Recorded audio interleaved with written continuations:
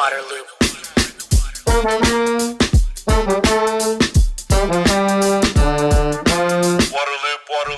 Welcome to Waterloop, the podcast that explores solutions for sustainability and equity in water. I'm the host, Travis Loop. This episode is part of a series, Mississippi by Nature, that looks at the use of nature-based solutions to help the river and its communities. The series is supported by the Walton Family Foundation and outfitted by Patagonia. Karen, I am so excited to be here at Ducks Unlimited headquarters in Memphis. I was saying, having worked in the environmental field for a long time, I've known about DU for a long time, a big fan of DU for a long time, because you all are focused on the ground, in the water solutions. You get things done. So glad to be here. Thank you so much for coming. We're happy to have you. For folks that aren't familiar with your organization, could you talk a little bit about the work of Ducks Unlimited? Absolutely. So we were actually established in 1937 during the height of the Dust Bowl era. So waterfowl populations were plummeting, wetlands were just disappearing off of the landscape, and the prairie potholes, which, if you don't know, that's where waterfowl, go to breed and rear young and everything. So it's an extremely important landscape for waterfowl. Our priority landscape is in the prairie pothole region. And a group of hunters and waterfowl enthusiasts got together and were like, we are losing waterfowl at a large amount, at just increasing every single year. We have to do something about it. And the idea of Ducks Unlimited was started. And we are the leader in wetlands and grasslands conservation, protection, restoration, #1 nonprofit organization for this. And like you said, we get work done on the ground. We're a science-based organization. We do work in areas that are critical for waterfowl, whether that's breeding landscape, like I was talking about with the prairie potholes, or migrating landscapes, or wintering all the way down into Louisiana and also into Mexico. So we work with our sisters in Ducks Unlimited Canada and Ducks Unlimited Mexico to ensure that the entire span of what waterfowl need to survive each and every year is protected and restored, because they are migratory. So they go everywhere from Canada all the way down to Mexico. Yeah, incredible journeys they go on. Definitely. Yeah. The Mississippi River Corridor, we're here in Memphis on the Mississippi. Why is this region, this corridor, so important? So from a waterfowl perspective, like I was saying, the Mississippi River is the Mississippi Flyway is one of the 4 major flyways that waterfowl use every year. So therefore, just from that perspective alone, the Mississippi River Basin is so important. And again, it expands all the way up into the prairies, but Iowa, and all the way down into Louisiana, into the wintering landscape for waterfowl. So it's important for that reason. But when I talk about what Ducks Unlimited does, and I say that we were started because of the importance for waterfowl and waterfowl habitat, what we do with wetlands and grasslands protection and restoration is also really important for lots of other wildlife, but people as well. So why the Mississippi River Basin is so important from a people perspective is just think about all the many people along the Mississippi. Think about the importance of the Mississippi from an ag perspective, that entire basin, or from moving products down the Mississippi River. I think it's 50 cities and over 20 million people get their drinking water from the Mississippi River. So if you have flooding, disasters, issues, not enough water, water quality problems, you have issues with agriculture production, you have issues with moving products and industry all on up and down the Mississippi, and then you have problems for people individually as well. Yeah. Can you talk more about those challenges when it comes to the Mississippi? What's really on your radar as the things that need to be tackled? And I already was just jumping right into that. Oh, no, that's okay. Yeah, well, let's go deeper into it. I can't talk about the Mississippi River without talking about the issues, because for us, looking at it from a waterfowl and wetlands perspective, we have lost over about 80% of the wetlands along the Mississippi River, historic wetlands. Not to mention the disconnection of the floodplain with the Mississippi River, which causes more issues. So then when you think about, from a waterfowl perspective, a lot of that habitat disappearing or degraded, also think about it from the Mississippi River. Heavy rainfall event. When you don't have wetlands to absorb, wetlands we call sponges, nature's sponges or nature's tubs. They hold that water during a heavy rainfall event. And when you don't have them in a landscape, that water's going straight down the Mississippi River, and it's going to cause flooding downriver. So If you look at the number of natural disasters along the Mississippi River, they've been increasing decade after decade after decade. And a lot of that is attributed to the disconnection of the floodplain with the Mississippi River to be able to hold those floodwaters, and loss of wetlands as well. What is the overall approach of Ducks Unlimited to improving a lot of these situations and tackling these challenges in the Mississippi, especially your approaches that involve, nature itself? Sure. Well, it all starts with partnerships. We have a lot of partnerships, whether it's federal, private, local entities, and other things to get work done along the Mississippi River. I always joke, and that's not a joke, I always say conservation's a team sport. I'm an athlete, I love talking to you about sports and stuff, but conservation is the ultimate team sport because it takes so many people from different walks of life to make this happen. But our approaches are what we do in a lot of other places. It's protection of landscape. So we're looking at protecting important habitats along the Mississippi River. We work in many different landscapes up and down the Mississippi. And if we're, for example, going to be talking about some of the flood-prone ag fields that historically were in floodplain or wetlands, but tried to get agriculture to grow there, we're looking at restoring some of those, protecting some of those landscapes, or reconnecting the floodplain, enhancing wetlands. A lot of the wetlands along the Mississippi River, they're still there, they're just not functioning properly. There might be a lot of sedimentation, so we try to improve those, and then along with that connection to the river. Yeah. Restoring wetlands, restoring floodplains. It sounds basic, but sounds easy. It sounds easy. It sounds basic, but it is challenging and it's critical. I mean, something that quote simple is so important, right? Yeah. And it takes engineers.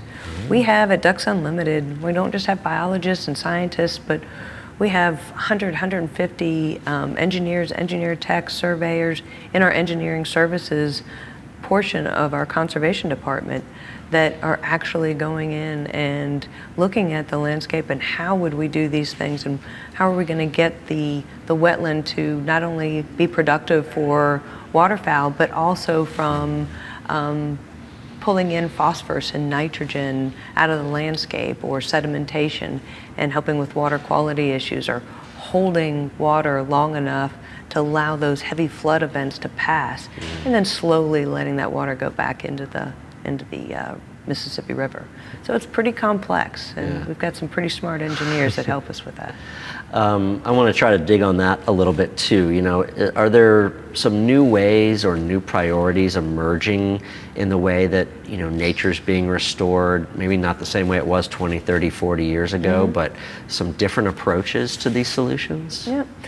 Historically, we've worked a lot in landscapes with public land, and we work with national wildlife refuges and wildlife management areas with states, and we build a lot of larger structures to help with, holding creating wetlands and everything else.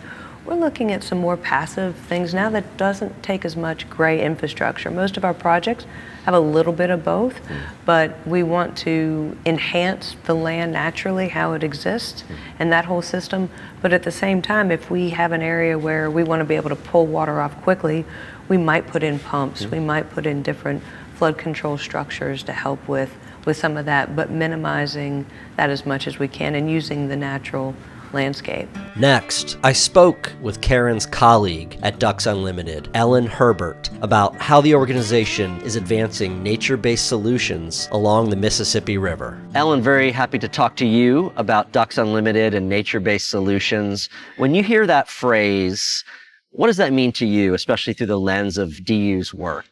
Ducks Unlimited has been deploying what folks are now calling nature-based solutions since our inception in 1937, restoring wetlands and floodplains primarily for the benefit of migratory waterfowl. Obviously, that's our mission. But when we think about nature-based solutions, we're really working with nature to accomplish an engineering objective. So what that looks like is instead of, say, for instance, building up a levee higher, we might move the levee back and restore the wetland and forest in front of that levee to slow down water flows, protect that levee. We're still leaving some infrastructure in place, but using the power of nature to provide protection from floods, from erosion, and in doing that, it's also providing great habitat. Yeah. Okay, so you've been doing this for 85 years. I'm curious if there's new techniques and experiments emerging when it comes to, floodplain reconnection, wetland restoration. Is there any innovations there? Yeah, we're certainly moving, not only Ducks Unlimited, but our partners, both in the public and private sector, moving from an attitude of being able to precisely control nature and use a lot of concrete and structures to do that, to embracing nature. That requires that we have different equations, different principles of engineering. So there's been a flurry of work from our university partners, from our public partners like the Army Corps of Engineers and the U.S. Geological Survey, to research how wetlands and other ecosystems slow down water, how you might need to plant or design those ecosystems, how quickly those functions are recovered, and how long they last. So I would say the principles really haven't changed. We're moving from a phase where perhaps we were experimenting to a phase now where we're developing more codified guidance and equations that can really serve to drive that engineering forward and give us a better idea of how a system will function when it's completed. Mississippi River is a place where you are working with a lot of partners. The Mississippi River Cities and Towns Initiative is one of those. Could you tell me about this ambitious plan that you all have to kind of get a lot of nature-based solutions up and down this corridor? Yeah, so I think we all know the Mississippi River corridor is heavily modified. It's also experiencing extremes of drought and flood. That's only predicted to get worse. It's also a heavily modified river system and heavily modified river basin. And the work that we're pursuing with Mississippi River Cities and Towns Initiative is really designed to help ameliorate some of the impacts of both climate change and land use change. It certainly is not a panacea for all things. It's not going to fix the river. But we started about 5 years ago with a study that helped us look at current river flow patterns and flooding patterns, project what climate change will do to those patterns in the future, and look at areas on the river that were ripe for introducing some nature-based solutions like wetland restoration, controlled levee overtopping, maybe strategic protection of flooding lands to protect them from development and compensate the landowner in areas where that would have the most impact locally. So we're doing that with an eye on reducing cost and reducing risk for municipalities. We're even looking at areas where those municipalities are maybe already giving up land or doing buybacks of land and using that beneficially for both habitat, flood protection, and recreation, which is also a really important part of the river economy. I use the word ambitious, or the adjective ambitious, because I think there's some numbers around this kind of that you're shooting for. Could you share those? Yeah. So through that planning process, we decided that about 100,000 acres would be, and those are strategically sort of in pockets of 30 to 40,000 acres in concentrated areas, because that was what we determined through our pilot study was going to be what was needed to reduce the probability of flooding. So we want to be very clear, we can never eliminate that probability, but the idea was to strategically concentrate packets of 30 to 40,000 acres along the river system in some key locations to provide that flood attenuation. With that scale of projects and all the other activities happening here in the Mississippi and elsewhere, you need people to do the work, right? Yes. Could you talk about maybe some initiatives that are happening to try to build that workforce, to develop the professionals you need? Yeah, so we, around the same time, we started working with MRCTI, Mississippi River Cities and Towns Initiative. We also started the development of a Ducks Unlimited Engineering Fellowship Program. I think few people know one of the really neat differentiators between Ducks Unlimited and some other conservation-focused organizations is we actually have a full staff of engineering professionals. So we have about 400 conservation staff. Almost 100 of those folks are professional engineers, engineers in training, engineering technicians, and draftspeople. So it's a really, really, really important part of our business, and it's a really key piece to getting these nature-based solutions on the ground. As we grow and as other organizations grow into this space, we see partners in the private sector growing into this space. We see our partners, the Army Corps of Engineers, growing into these spaces, Fish and Wildlife Service. We need more and more professionals who are adept at the principles of working with natural systems to achieve these objectives. So we started a training program with the University of Georgia, the Institute for Resilient Infrastructure Systems. And that program basically is a 5-year pilot that's fully funded. We have about 14 fellows in the current cohort, and they do a mixture of things. So they're taking coursework. Our engineering staff and biology staff is helping inform that coursework, both through sort of traditional lecture classes and practicum, sort of capstone design papers that they write by interviewing some of our staff and working on real world problems and kind of working through not only the design details, but the considerations that our staff take into account. Some of those students go on to do a research-based thesis with our staff or partners, doing critical research on nature-based principles and helping develop models, metrics, descriptions that help advance the practice of natural infrastructure. Some of the other students are actually spending summers in the field with our staff, working through the survey, design, public consultation, even some budgeting principles of projects to really learn the practice that our staff has developed over time.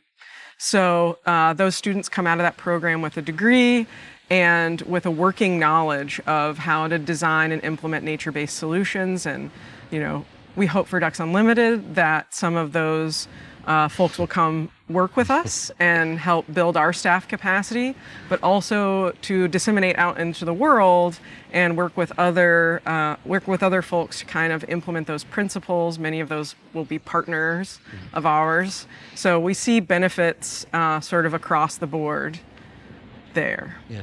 And I guess lastly, is that part of the kind of network with engineering with nature network that the Army Corps has really developed and that you're kind of helping or your partner on? Yeah, so one of the reasons that we started this partnership with University of Georgia before experimenting with expanding to other engineering programs was because the university is sort of the hub of this network for engineering with nature with U.S. Army Corps, the Engineering Research and Development Center down at Vicksburg. But they are also really focused on how they develop methods to solidify the principles of engineering with nature, of implementing nature-based solutions. So it's been a really great partnership because we not only have the University of Georgia, but that network brings in dozens of other universities, private and public sector partners, and we can share experience, share principles. There's a lot of cross-pollination between the students and faculty at different universities. And that's really how we're going to move nature-based solutions from sort of a niche to a very widely accepted practice, is by having a workforce that is trained, by having documented engineering principles, and by having a whole cadre of folks who know how to implement those practices. And then there's kind of a fourth arm, which is really there's still work yet to be done on the policy of implementing nature-based solutions. So it's a very cool partnership. Great. Thank you so much for the conversation. Thank you. You're in the water loop.